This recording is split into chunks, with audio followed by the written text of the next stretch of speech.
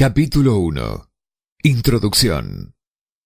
El hombre que pensó en la manera de asociarse con Thomas A. Edison. Desde luego, los pensamientos son cosas muy poderosas, cuando se combinan con la exactitud del objetivo, la perseverancia y un imperioso deseo de convertirlas en capital o en otros objetos materiales. Hace algunos años, Edwin C. Burns descubrió que los hombres que realmente piensan se hacen ricos. Su descubrimiento no surgió repentinamente, sino que fue apareciendo poco a poco, empezando por un ferviente deseo de llegar a ser socio del gran Edison. Una de las características principales del deseo de Burns es que era preciso. Quería trabajar con Edison, no para él.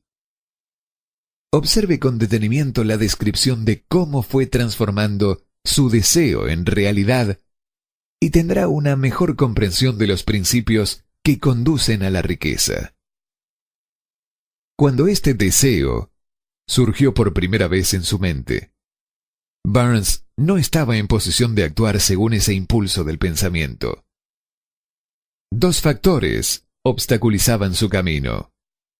No conocía a Edison y no tenía bastante dinero para pagarse el pasaje en tren hasta Orange, New Jersey. Estas dificultades hubieran bastado para desanimar a la mayoría de los hombres en el intento de llevar a cabo su anhelo. Pero el suyo no era un deseo ordinario.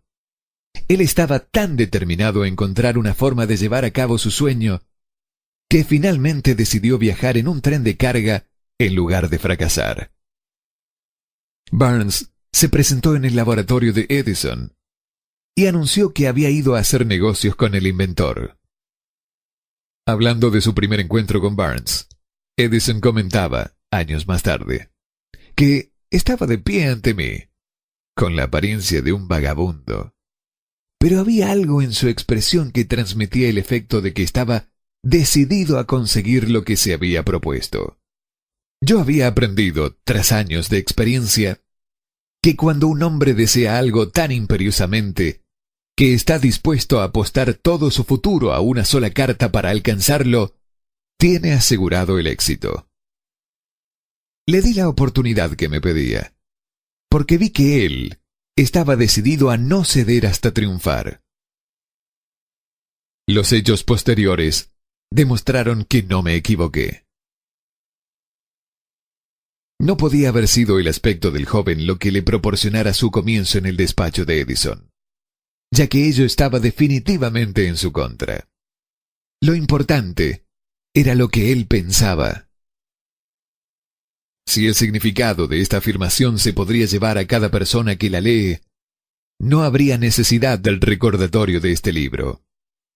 Burns no consiguió su asociación con Edison en su primera entrevista.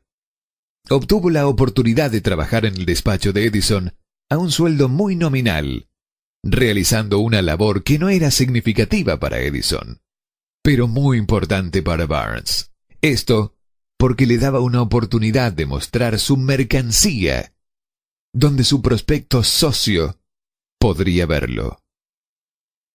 Transcurrieron los meses. En apariencia, nada había sucedido que se aproximase al codiciado objetivo que Burns tenía en mente como su propósito inicial y preciso.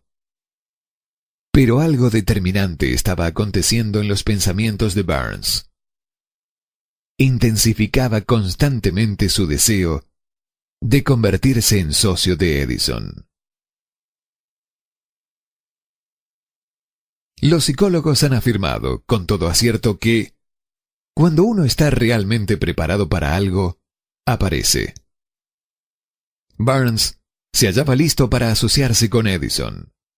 Además, estaba decidido a seguir así hasta conseguir lo que buscaba. No se decía a sí mismo, vaya, ¿para qué sirve todo esto?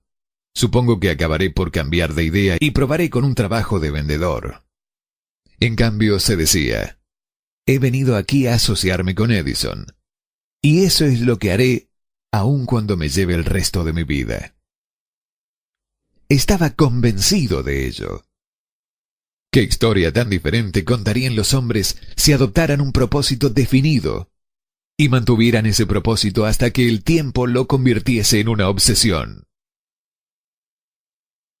Quizás el joven Barnes no lo supiera en aquel entonces, pero su determinación imperturbable, su perseverancia en mantenerse firme en su único deseo, estaba destinada a acabar con todos los impedimentos y a proporcionarle la oportunidad que buscaba. Cuando la ocasión llegó, esta surgió de una forma disímil y desde una dirección distinta de las que Barnes había esperado. Ese es uno de los trucos de la oportunidad. Tiene el curioso hábito de asomar por la puerta de atrás y, a menudo, viene disimulada con la forma del infortunio o de la derrota temporal.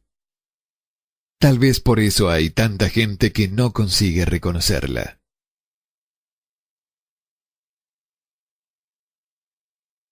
Edison acababa de perfeccionar un nuevo invento, conocido en aquella época como la máquina de dictar de Edison, llamada también edífono. Sus vendedores no mostraron entusiasmo por el aparato. No confiaban en que se pudiera vender fácilmente. Barnes vio su oportunidad, que había surgido discretamente, escondida en una máquina extraña que no interesaba más que a Barnes y al inventor. Barnes supo que podría comercializar el artefacto de Edison. Se lo sugirió a este y, de inmediato, obtuvo su oportunidad. Vendió la máquina. En realidad, lo hizo con tanto éxito que Edison le dio un contrato para distribuirla y venderla por todo el país. A partir de aquella asociación surgió el eslogan «Hecho por Edison» e instalado por Barnes. La alianza comercial ha funcionado por más de 30 años.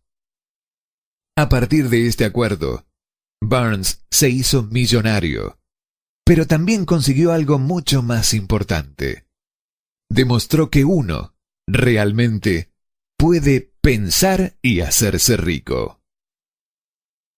No tengo manera de saber cuánto dinero en efectivo reportó a Barnes su deseo.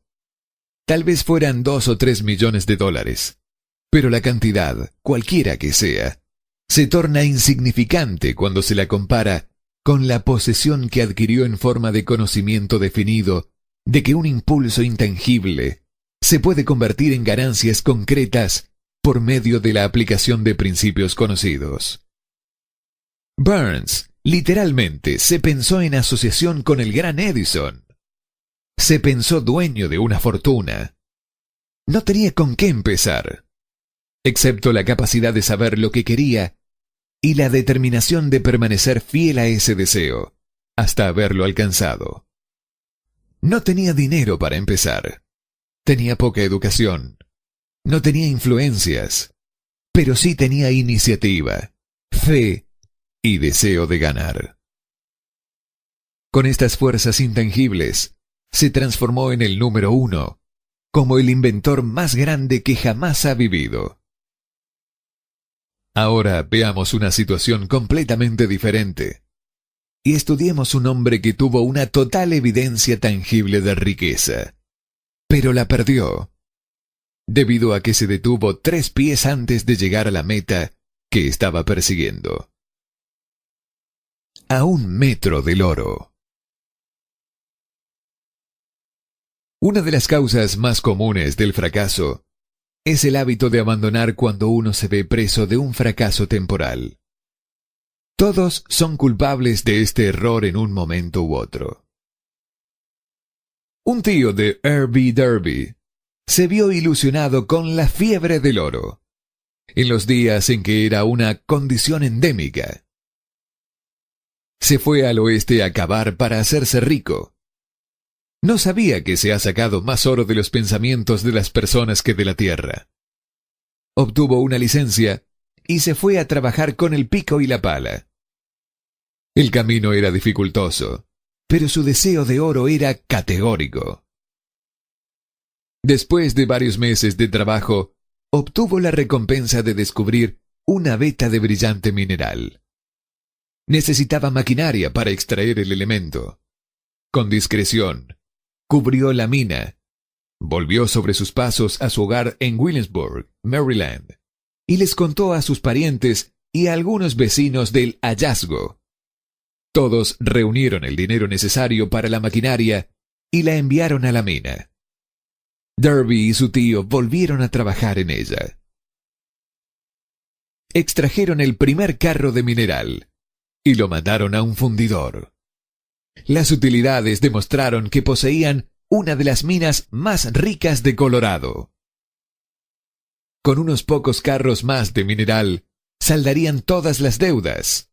Entonces empezarían a ganar dinero en grande. Hacia abajo fueron los taladros. Muy altos llegaron las esperanzas de Darby y de su tío. Entonces ocurrió algo. La veta de oro desapareció.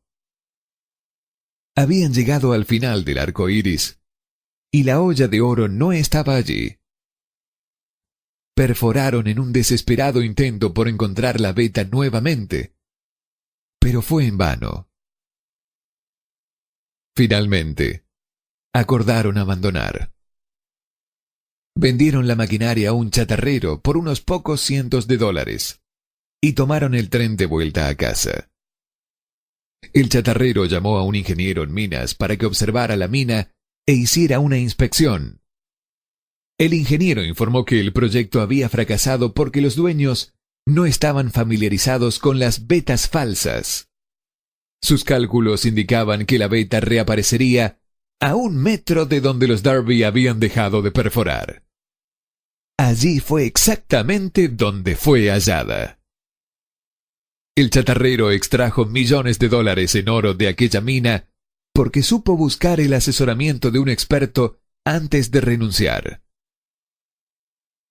La mayor parte del dinero que entró en el mecanismo fue adquirida a través de los esfuerzos de Earl U. Darby, que en ese entonces era un hombre muy joven. El dinero vino de sus parientes y vecinos, debido a la fe que le tenían. Él devolvió cada dólar de este, a pesar de que le tardó muchos años. Tiempo después, Darby se recuperó sobradamente de su pérdida, cuando descubrió que el deseo se puede transmutar en oro. Eso le ocurrió después de que entrara en el negocio de la venta de seguros de vida. Recordando que había perdido una inmensa fortuna por haber dejado de perforar a 1 metro del oro, Darby aprovechó esa experiencia en el trabajo que había elegido, con el sencillo método de decirse a sí mismo: me detuve a 1 metro del oro, pero nunca me detendré porque me digan no cuando yo intente venderles un seguro. Darby se convirtió en uno de los pocos hombres que venden $1 millón anuales en seguros. Su perseverancia se la debía a la lección que había obtenido de su deserción en el negocio de la minería. Antes de que el éxito aparezca en la vida de cualquier persona, es seguro que éste se encontrará con muchas frustraciones temporales, y tal vez con algún fracaso. Cuando la frustración se adueña del hombre, lo más fácil y lógico que puede hacerse es retirarse. Es lo que la mayoría hace. Más de 500 de los hombres más prósperos que han conocido los Estados Unidos le dijeron al autor que sus mayores éxitos surgieron un paso más allá del punto en que la frustración se había apoderado de ellos. El fracaso es un patrañero con un mordaz sentido de la ironía y la malicia. Goza haciéndonos tropezar cuando el éxito está casi a nuestro alcance. Una lección de persistencia de 50 centavos. Poco después de que Darby se doctorase en la Universidad de los Tropiezos y decidiera aprovechar su experiencia en el asunto de la mina de oro, tuvo la buena suerte de estar presente en una ocasión que le demostró que la palabra no significa necesariamente no. Una tarde, asistía a su tío a moler trigo en un viejo molino.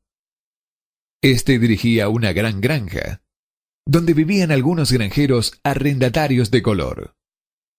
La puerta se abrió silenciosamente, y una niña de color, hija de uno de los arrendatarios, entró y se paró junto a la puerta. El tío levantó la vista, miró a la niña y gritó con rudeza: «¿Qué quieres?» «Mi mamá dice que le mande 50 centavos», respondió humilde la niña. «Ni hablar», replicó el tío. «Y ahora vete a tu casa». «Sí, señor», dijo la niña, pero no se movió. El tío siguió con su trabajo, tan ocupado que no prestó atención a la niña y no se dio cuenta de que seguía ahí. Cuando volvió a levantar la vista y la vio allí parada, gritó: «He dicho que te marches a tu casa. Ahora vete o te daré una paliza». «Sí, señor», dijo la niña, pero siguió inmóvil. El tío dejó un saco de grano que estaba por echar en la tolva del molino. Cogió una tablilla de barril y empezó a acercarse a la niña con una expresión poco tranquilizadora. Darby contuvo el aliento. Estaba seguro de encontrarse a punto de presenciar un asesinato. Sabía que su tío tenía un carácter tremendo. Cuando su tío llegó donde estaba la niña, ella dio un rápido paso al frente. Le miró a los ojos y gritó con todas sus fuerzas: «Mi mamá necesita esos 50 centavos». El tío se detuvo.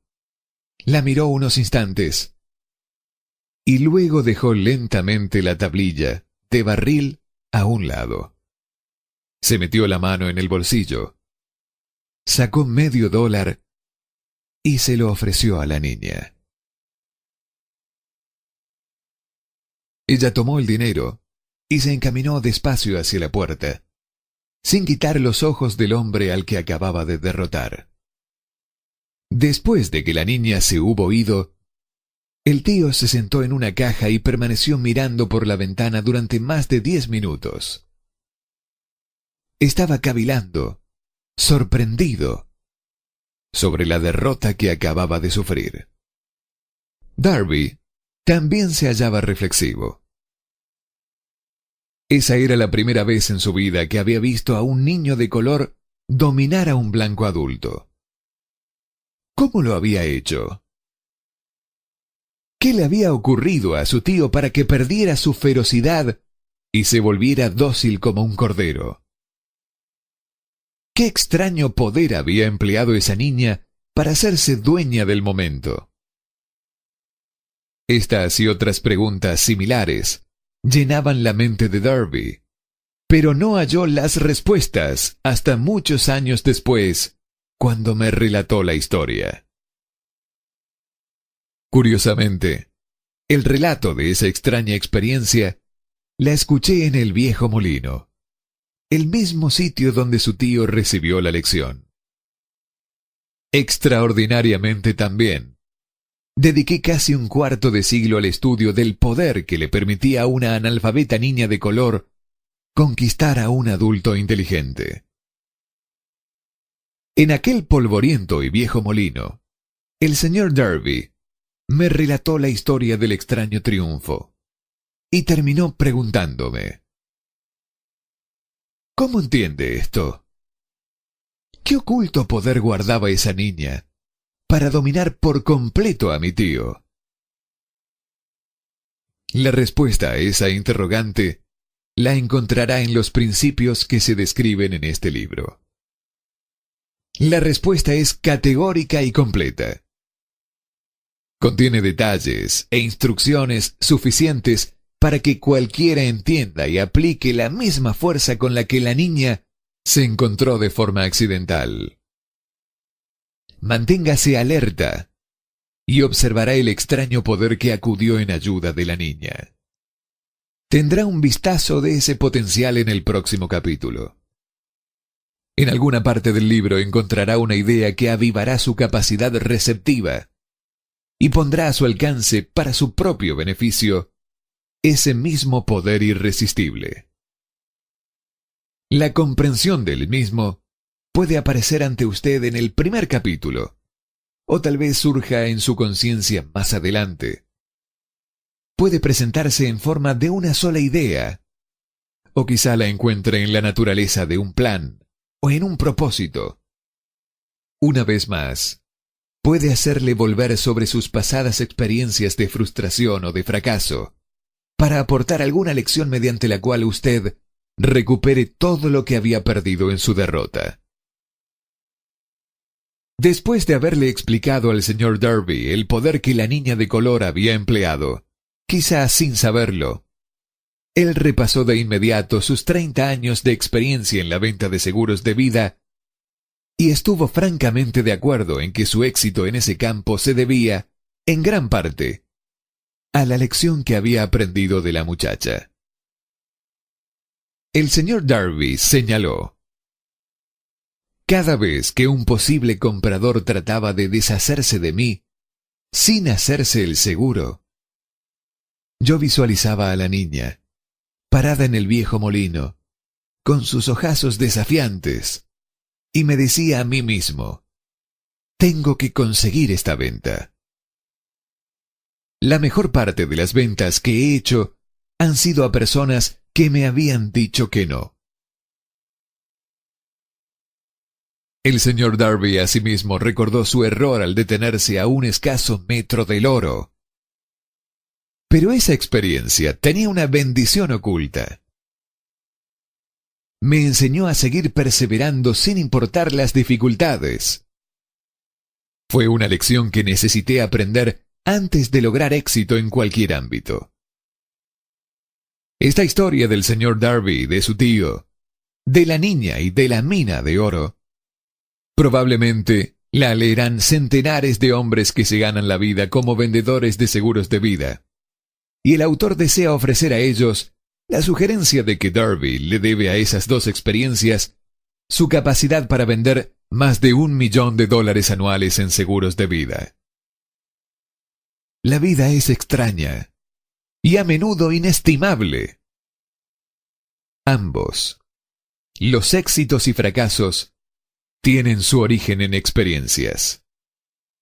Las del señor Darby fueron bastante comunes y triviales y, no obstante, contienen la clave de su destino en la vida. Por eso fueron tan importantes para él como su propia vida.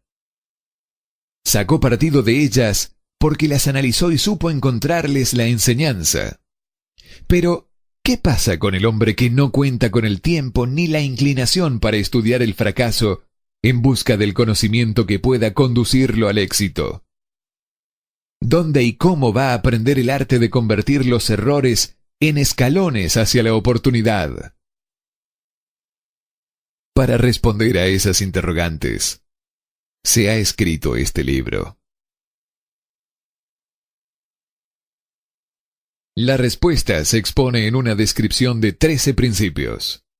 Mas recuerde, a medida que vaya leyendo, que la respuesta que quizás está usted buscando a las preguntas que le han hecho reflexionar sobre los misterios de la vida, puede encontrarla en usted mismo, a través de alguna idea, plan o propósito que tal vez surja en su cerebro durante la lectura.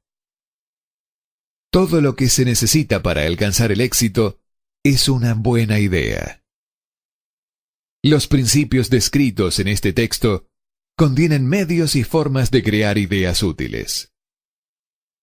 Antes de seguir adelante con nuestro enfoque para detallar estos principios, creemos que vale la pena recibir esta importante sugerencia.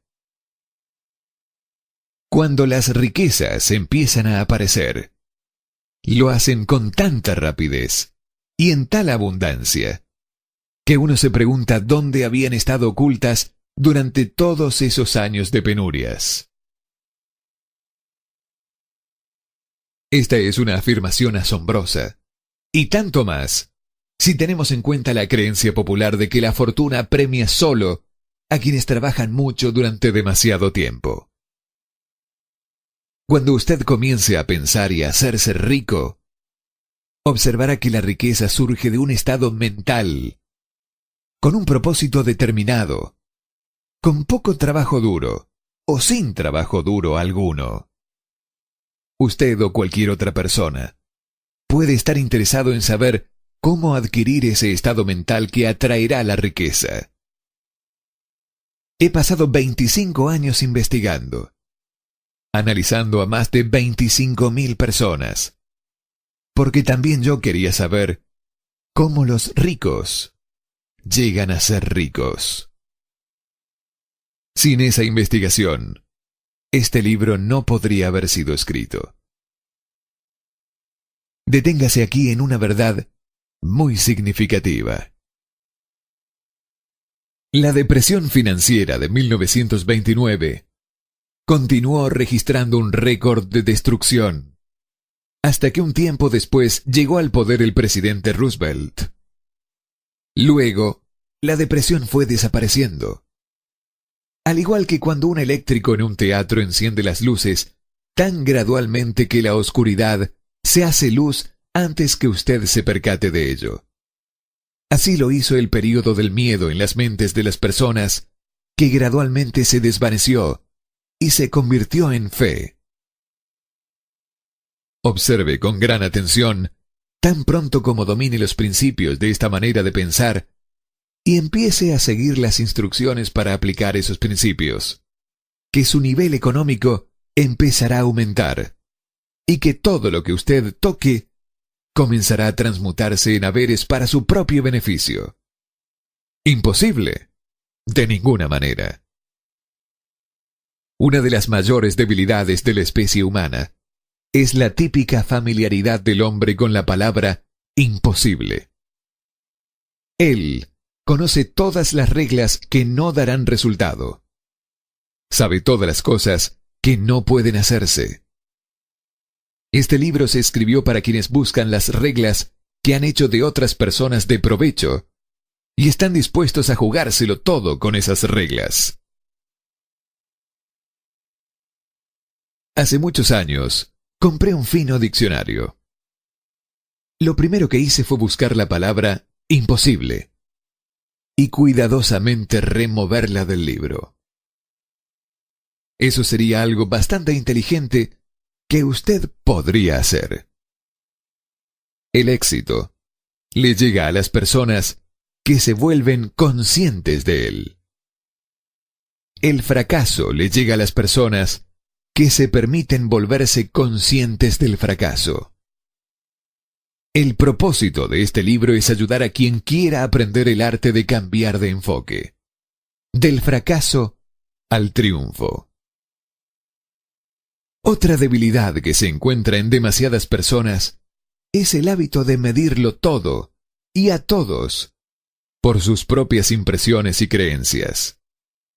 Quienes lean esto creerán que jamás podrán pensar y hacerse ricos, porque sus hábitos de pensamiento se han empantanado en la pobreza, el deseo, la miseria, los errores y la derrota.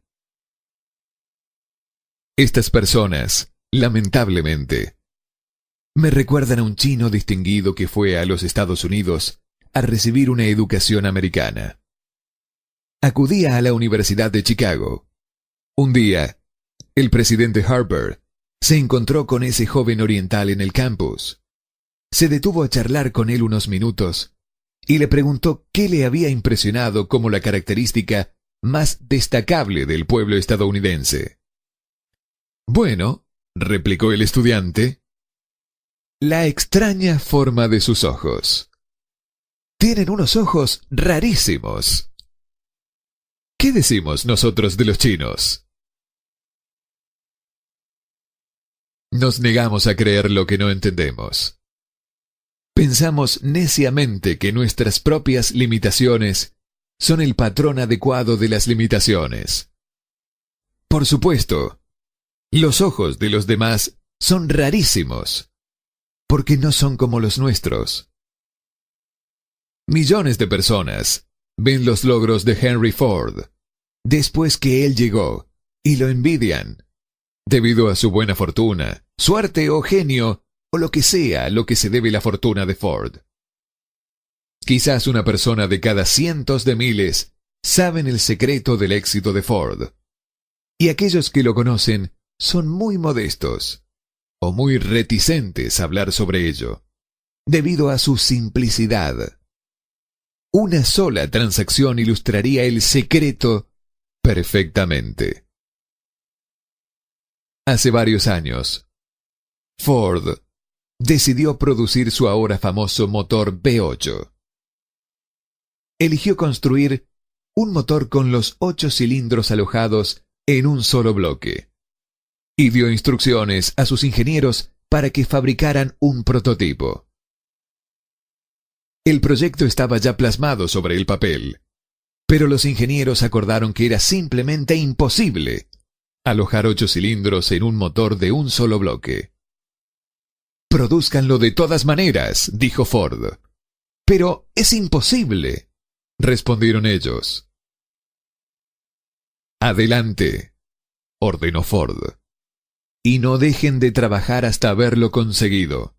No importa cuánto tiempo haga falta». Los ingenieros siguieron trabajando. No tenían otra opción si querían seguir perteneciendo al equipo de Ford. 6 meses transcurrieron y nada ocurría. Pasaron otros 6 meses y todavía nada sucedía.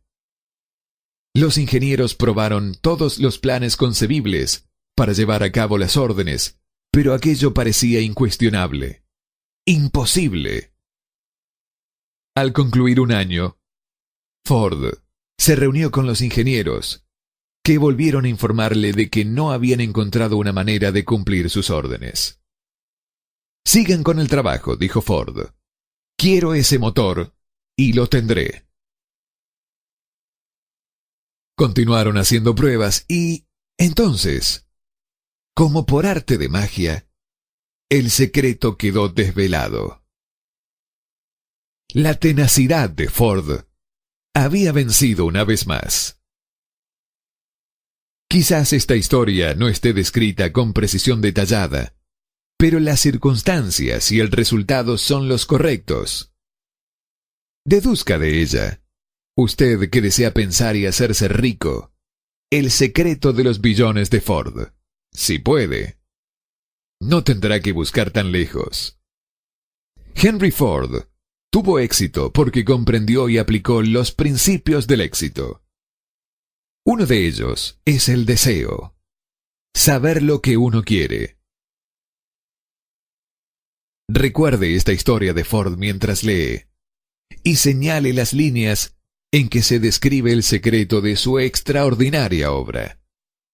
Si puede hacer esto, si usted es capaz de poner el dedo en el particular grupo de principios que hicieron rico a Henry Ford, puede igualar sus logros en casi cualquier oficio para el cual esté capacitado. Usted es el maestro de su destino, el capitán de su alma, porque cuando Henley escribió las proféticas líneas, «Soy el maestro de mi destino, soy el capitán de mi alma», debió habernos comunicado que somos los maestros de nuestro destino, los capitanes de nuestras almas, porque tenemos el poder para controlar nuestros pensamientos. Debió habernos dicho que el cosmos en el cual esta pequeña tierra flota, en el cual nos movemos y vivimos nuestra existencia, es una forma de energía en movimiento a una frecuencia altísima de vibración, y que este cosmos está repleto de una forma de poder universal que se adapta a sí misma a la naturaleza del pensamiento que tenemos en nuestras mentes y nos influencia de maneras naturales a transformar nuestros pensamientos en su equivalente físico. Si el poeta nos hubiese enseñado esta gran verdad, hubiésemos sabido por qué somos los maestros de nuestro destino, los capitanes de nuestras almas. Él nos debería haber indicado, poniendo gran énfasis, que este poder no intenta discriminar entre los pensamientos destructivos y constructivos que nos urgen a traducir en realidad física los pensamientos de pobreza, tan rápidamente como nos influencian a actuar sobre nuestros pensamientos de riqueza. Debería habernos enseñado, también, que nuestros cerebros se vuelven magnetizados con los pensamientos que dominan nuestras mentes por mecanismos que no conoce el ser humano. Estos magnetos nos atraen a las fuerzas, personas y circunstancias de la vida que están en equilibrio con la naturaleza de nuestros pensamientos predominantes. Él debió decirnos que antes que podamos acumular fortunas en gran abundancia, debemos magnetizar nuestras mentes con un intenso deseo por riquezas, que debemos volvernos conscientes de la riqueza, hasta que el deseo por ella nos impulse a crear estrategias definitivas para tenerla. Pero al ser un poeta y no un filósofo, Henley se conformó señalando una gran verdad en forma poética, dejando que sus seguidores interpreten el contenido filosófico de estas líneas. Poco a poco, la verdad ha ido desvelándose, hasta que ahora parece cierto que los principios descritos en este libro contienen el secreto del dominio sobre nuestro destino económico. Ahora estamos listos para examinar el primero de estos principios. Mantenga usted un espíritu de apertura mental y recuerde mientras lee que estos principios no son invento de hombre alguno.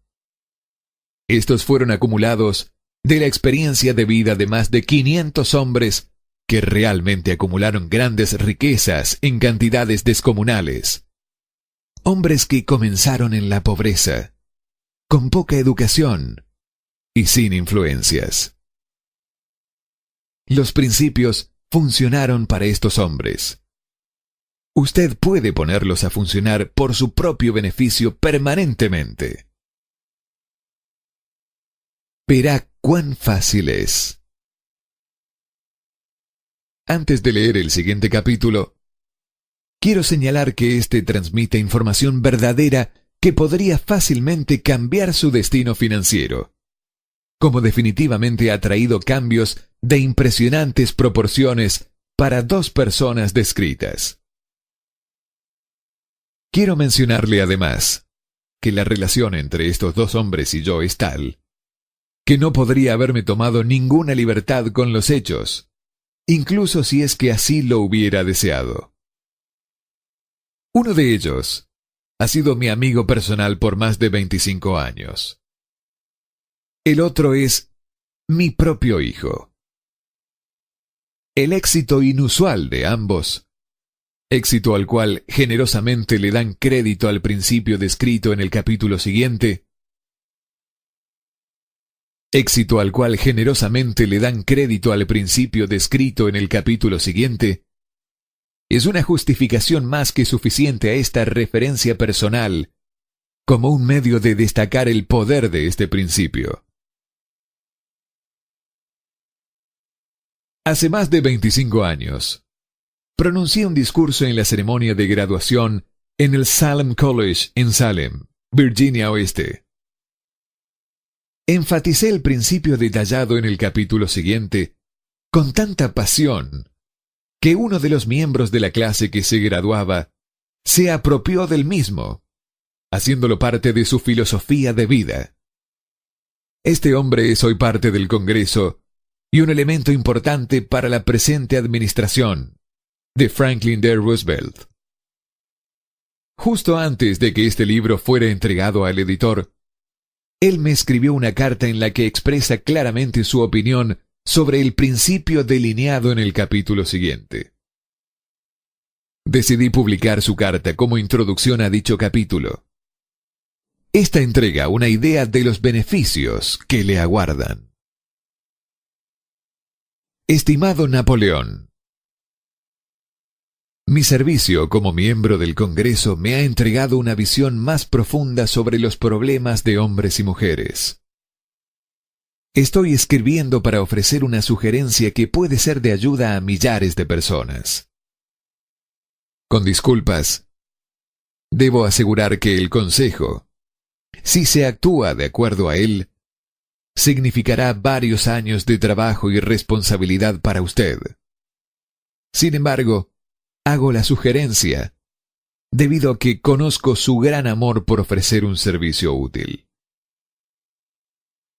En 1922, usted pronunció un discurso en la ceremonia de graduación en el Salm College, fecha en la cual yo era miembro de dicha clase.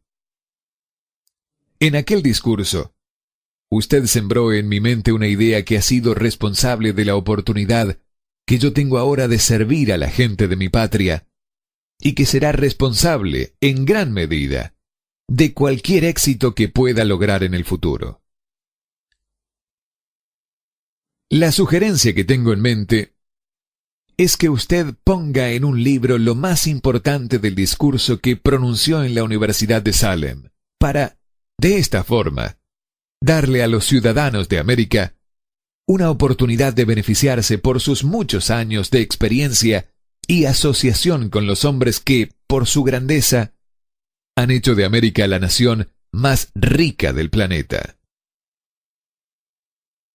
Recuerdo como si fuese ayer la maravillosa descripción que entregó del método con el cual Henry Ford, con muy pocos estudios, sin $1, sin amigos influyentes, ascendió a grandes alturas. Entonces, decidí, incluso antes de que usted hubiera acabado su discurso, que me haría un lugar en la vida, sin que importara cuántas penurias tuviera que afrontar.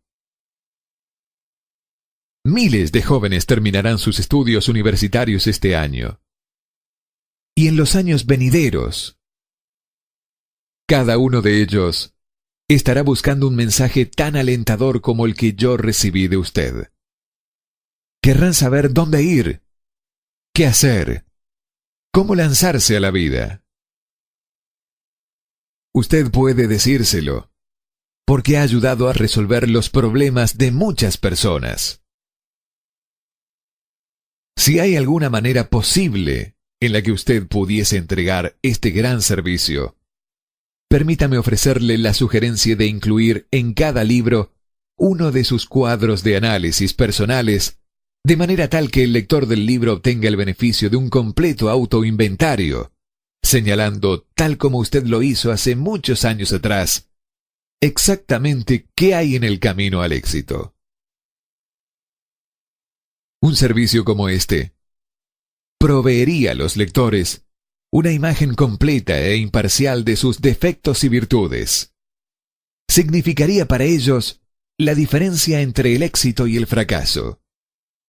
El servicio sería invaluable. Millones de personas están encarando ahora el problema de volver atrás, debido a la depresión.